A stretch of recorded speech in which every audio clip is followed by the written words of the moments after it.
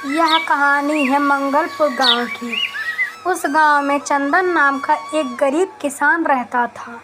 वह खेत में काम करके अपना भरण पोषण करता था। अभी कुछ दिन पहले ही उसके पिता का निधन हुआ था। तब से उसकी ज़िंदगी में सब कुछ उल्टा पुल्टा होने लगा था। उसके पिता के निधन के बाद जिसे उसके पिता ने ब्याज पर पैसे लिए थे, वो चंदन को अपने घर पर बुलाता है और बोलता है, देख चंदन, तेरे पिता ने मुझसे बहुत सारे पैसे उधार पर लिया था। वह तो मर गया, अब मेरा पैसा कौन लौटाएगा? अब तुझे ही मेरे पैसे लौटाने होंगे, नहीं तो ठीक नहीं होगा। चंदन बोलता है, मालिक, आपको तो मालूम है मेरे पास कुछ भी नहीं और मैं कोई काम भी नहीं करता हूँ। आपका पैसा कैसे चुका पाऊँगा? मेरे पास सिर्फ एक छोटी झोपड़ी है और थोड़ा सा खेत है, जिस पर मेहनत करके मैं अपना गुजर बसर करता हूँ।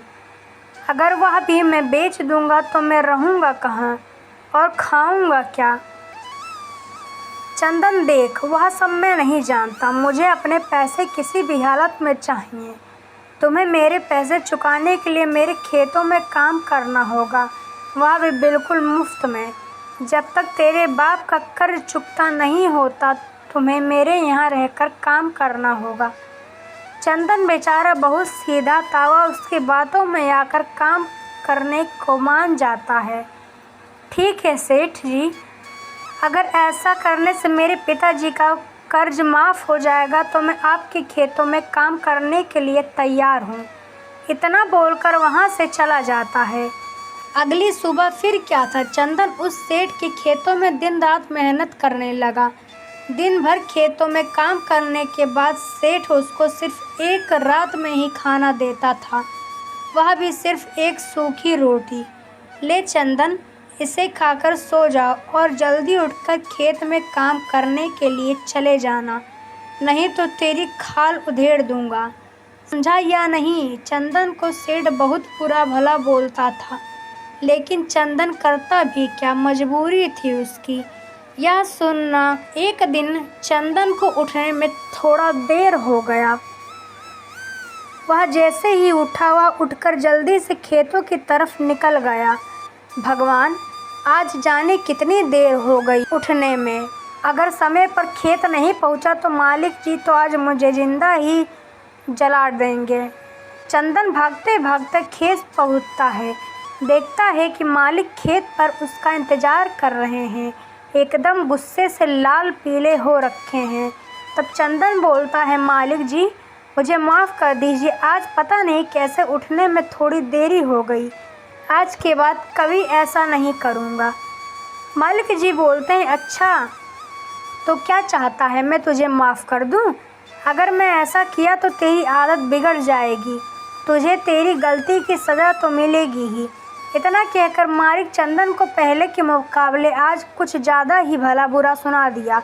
वैसे तो चंदन हमेशा अपने मालिक का डांट सुन लेता था, लेकिन आज जो उसके मालिक ने उसको सुनाया वो सीधा उसके दिल पर लग गया। चंदन जवाब देते हुए कहता है, बस करिए मालिक जी, अब कितना सुनाएंगे। कल देर रात तक खेत में काम करने की वजह से देर से सोया, इसलिए सुबह देरी हो गई उठने में। आप ही बताइए, इसमें मेरी क्या गलती है जो आप मुझे इतना सुना रहे हैं? मालिक बोलता है, तो तू क्या चाहता है, गलती मेरी है? अरे नालायक, तू तो अपने माँ बाप को ही खा गया और मैं तेरा भरण पोषण करता हूँ और तू अब मुझे ही जुबान लड़ा रहा है। निकल जा मेरी नज़रों के सामने से। जब भूख से बिलख जाएगा तो तुझे समझ आएगा। मालिक की ऐसी बातें सुनकर वह बोलता है, ठीक है, मैं जा रहा हूँ मालिक जी, और इतना बोलकर वहाँ से चला जाता है। वह जोश में आकर गांव से निकल तो गया था, लेकिन उसे खुद ही नहीं पता था कि वह जाएगा कहाँ। वह सिर्फ चले जा रहा था। अब मैं उस गांव में कभी नहीं जाऊंगा, चाहे मैं भूखा ही क्यों ना मर जाऊं। यह सब बातें करते हुए वह सिर्फ चलता जा रहा था। वह कुछ दूर जाकर एक जंगल में एक पेड़ के पास बैठकर मन ही मन बहुत उदास होता है। तभी उसे कुछ दूर में जंगली जानवरों की आवाज़ सुनाई देने लगी। तब वह और घबरा जाता है और बोलता है, हे भगवान, आप मेरी कैसी परीक्षा ले रहे हैं? अब मुझे माफ़ कर दो प्रभु। इतना बोलकर डर से कांपते हुए वहाँ से आगे की तरफ चल देता है। कुछ दूर चलने के बाद चंदन की नज़र एक बरगद के पेड़ के नीचे बैठे साधु महात्मा पर पड़ती है। वो देखता है साधु बहुत ध्यान मग्न रहते हैं। अरे, यह बाबा तो काफ़ी ज्ञानी लग रहे हैं। लगता है बहुत दिन से ध्यान में गए हुए हैं। क्या मेरा इनसे आप अपने बारे में पूछना सही रहेगा? कहीं यह गुस्सा हो गए तो? डरते डरते उसने साधु के पास जाते हुए जैसे ही वह साधु के पास पहुंचता है, साधु ध्यान से उठ जाते हैं और मुस्कुराते हुए बोलते हैं, क्या हुआ बालक? तुम इतने भयानक जंगल में अकेले क्या कर रहे हो? क्या हुआ बताओ? चंदन यह सब बातें सुनकर थोड़ा अच्छा महसूस करता है। क्या हुआ? इतना पसीना क्यों आ रहा है? तुम बहुत परेशान लग रहे हो। चंदन बोलता है, हाँ बाबा जी, मैं बहुत मुश्किल में हूँ। मेरे जीवन में कुछ भी अच्छा नहीं चल रहा है। कुछ उल्टा पुल्टा हो रहा है। मेरे साथ में भूख प्यास से तड़प रहा हूँ। चंदन की बात सुनकर साधु बोलता है, ये लो बालक, मेरे पास कुछ फल हैं, तुम इसे खाकर अपना भूख मिटा लो। चंदन बाबा का बात मानकर फल ले लेता है और उसे अपनी भूख मिटा लेता है और वह बाबा का धन्यवाद कहता है। बालक, तुम ज़रा अपना हाथ आगे लाना, साधु की आगे करना। तो साधु की यह बात सुनकर उसे कुछ समझ नहीं आता है और वह अपना एक हाथ आगे कर देता है। चंदन का हाथ साधु बहुत ध्यान से देखता है और बोलते हैं, वाह क्या बात है बालक, जिस तरह तेरी हाथ की लकीर है, इस तरह की लकीर सिर्फ राजा महाराजाओं के हाथ में हुआ करता था। यह बातें सुनकर चंदन बोलता है, आप यह कैसी बात कर रहे हैं बाबा जी? राजा महाराजा, वो भी मैं? मुझे तो 2 वक्त की रोटी नसीब हो जाए, वही बहुत बड़ी बात है मेरे लिए।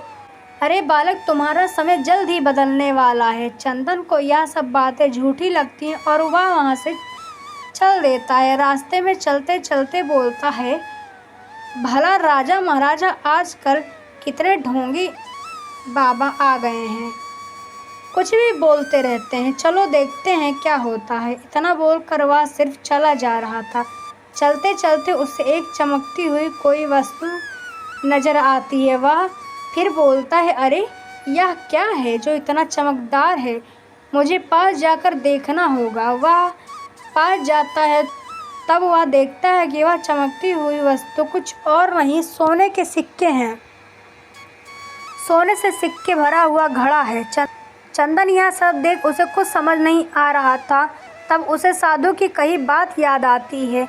हे भगवान, बाबा जी तो बिल्कुल सत्य कह रहे थे। इतना सारा सोने से तो मैं सच में अमीरों जैसे ज़िंदगी जीने लगूंगा। इतना बोलने के बाद वह सोने के सिक्के भरा हुआ घड़ा लेके अपनी टूटी हुई झोपड़ी की तरफ चल देता है। अगली सुबह उठने के साथ ही बोलता है, इस सोने के सिक्के से मैं धीरे धीरे बेचकर अमीर बन जाऊंगा और किसी को कुछ पता भी नहीं चलेगा। इतना बोलने के बाद वह सोने के सिक्के बेचकर अमीर हो जाता है और अपना जीवन अच्छे से जीने लगता है। अगर आपको हमारी कहानी पसंद आई हो तो लाइक, सब्सक्राइब करें और कमेंट करना ना भूलें।